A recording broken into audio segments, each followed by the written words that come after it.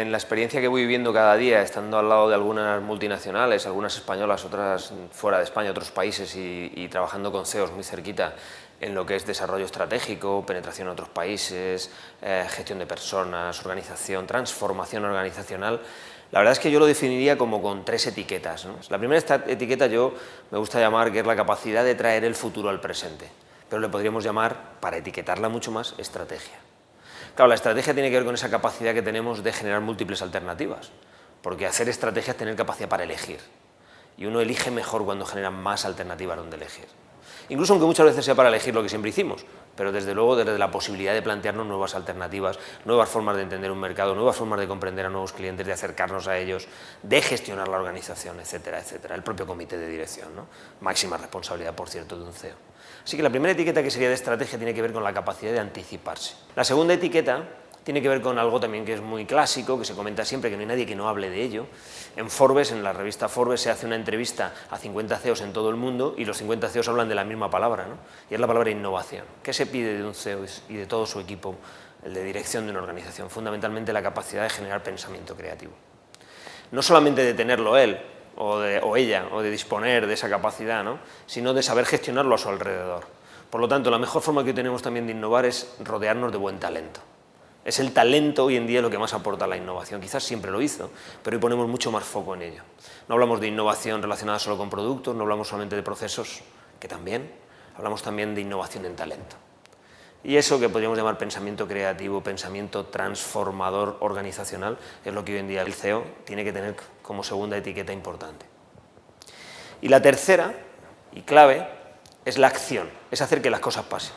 Fundamentalmente, el final de todo su trabajo está en hacer que las cosas sucedan. La realidad es que lo que yo trabajo fundamentalmente, y muchas veces te llaman para hacer proyectos de transformación organizacional, tiene que ver con la capacidad de borrar temores. Que no miedos, pero sí temores. Que no miedos en el sentido biológico de la palabra, pero sí temores que impiden, por ejemplo, intentarlo aun asumiendo que te puedes equivocar. Intentarlo aun asumiendo que va a haber algún error y de ese error vamos a aprender toda la organización, ¿no? Pero hoy en día, lo que más se aprecia también por estos CEOs, mirado desde el otro lado, es el aprendizaje continuo, es la mente de aprendiz continua. Es tener mucha gente que realmente a su alrededor esté continuamente aprendiendo. Es la agilidad en el aprendizaje. La agilidad, además, en hacer que ese aprendizaje se mantenga en la organización. Mucha gente habla de desaprender, y es verdad.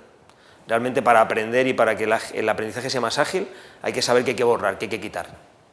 Pero también es muy importante comprender que los desaprendizajes nacen de cubrir esos espacios con nuevos conocimientos, con nuevas habilidades y con nuevas actitudes ante los hechos.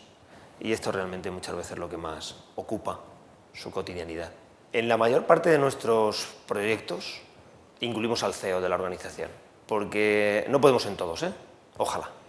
Pero en la mayor parte incluimos al CEO y en algunos casos incluso a la presidencia, ¿no? Cuando está separado presidente y CEO en las organizaciones. El motivo es fundamental. Cuando este tipo de proyectos importantes hay que hacerlos transversalmente en la organización o casquear, es decir, generar una cascada hacia abajo en toda la organización, que venga desde el liderazgo máximo de la empresa es fundamental. ¿Qué nos encontramos ahí? Ahí nos encontramos CEOs que están mucho más abiertos al cambio, más abiertos al aprendizaje, más abiertos a probar, a darse el permiso de poder equivocarse en algo, pero hacer que así al final el resultado sea mucho más potente. Y CEOs todo lo contrario, más conservadores, más que lo que prefieren es, pues eso, ¿no? Tener pájaro en mano que 100 volando, ¿no? Que es lo que siempre nos han enseñado. Hay de todo, hay de todo. En cualquier caso, la diferencia para mí importante es los que dejan hacer de los que no dejan hacer. En la posición CEO es muy importante el que deja hacer sabiendo que asume un riesgo, deja hacer sabiendo que se rodea de talento que sabe hacer y deja hacer además desde la posición de plantearse bajo pensamiento creativo, bajo nuevas formas de llegar al cliente o de llegar al cliente interno a la organización, deja hacer que el desarrollo del talento se ponga en movimiento.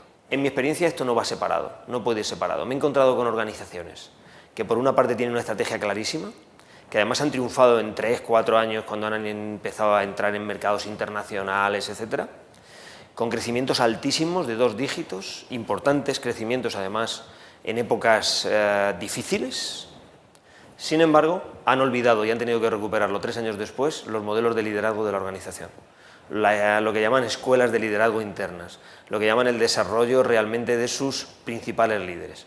Pongo por ejemplo, sin nombrar a ninguna organización en concreto, un comité de dirección donde la presidencia y el CEO son personas que son desarrolladores estratégicos muy potentes, que han conseguido en poco tiempo con productos muy innovadores y con procesos de comercialización también muy innovadores, entrar en grandes mercados y desarrollarse, no solamente en geografías españolas, sino en geografías europeas y en geografías americanas, latinoamericanas, etcétera, ¿no? Asiáticas.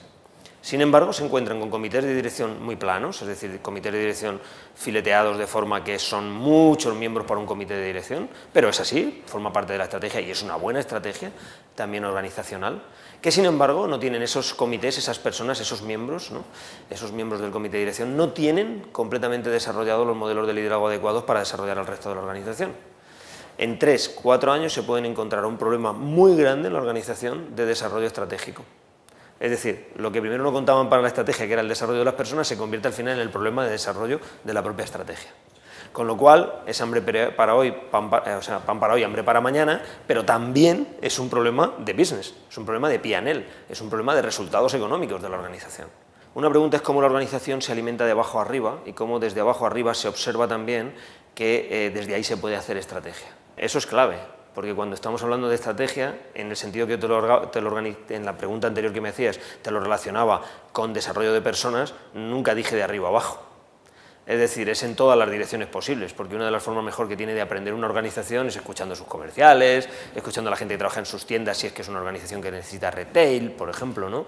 O escuchando a su equipo de recursos humanos, ¿no? De viendo un poco cómo está el caldo de la organización, el caldo de cultivo de la propia organización. No tengo ninguna duda que muchas de esas ideas y de las ideas más importantes de la organización vienen de ahí. Incluso en muchas organizaciones se trabajan temas como mentoring reverse, que es formar a los mandos intermedios de la organización y también a los directivos desde los colaboradores. Es la mejor forma de crear al mejor líder, ¿no? En realidad el liderazgo tiene mucho que ver con eso que te otorgan los demás. Tú no eres líder si los demás no te hacen líder, ¿no? Lo que se trataría de entender que cuando hablamos de organización en términos de personas y hablamos de organización en términos de estrategia, en todas las direcciones están unidos. Es una red de decisiones. Y otra cosa diferente es la segunda pregunta que me hacías dentro de esta, que tiene que ver un poco con la capacidad mediática del CEO y cómo el CEO se muestra en los medios en relación a la organización y lo que la organización puede aprovechar o no de esto. Yo creo que bien hecho como todo es muy positivo. Y también me he encontrado en organizaciones donde vemos por una parte a un CEO mediático y a una presidencia desconocida, que no la conoce nadie. También lo contrario puede pasar, pero suele ser más frecuente lo primero. No pasa nada, es decir, el CEO tiene una función dentro de sus funciones, ¿no? Profesionales también de estar en contacto con los medios, de poner la cultura organizacional al servicio de la sociedad, de generar marca desde su propia posición, forma parte de su propia perfil, job description, ¿no? Por decirlo de alguna forma. Cómo eso se relaciona con la organización es otra cosa.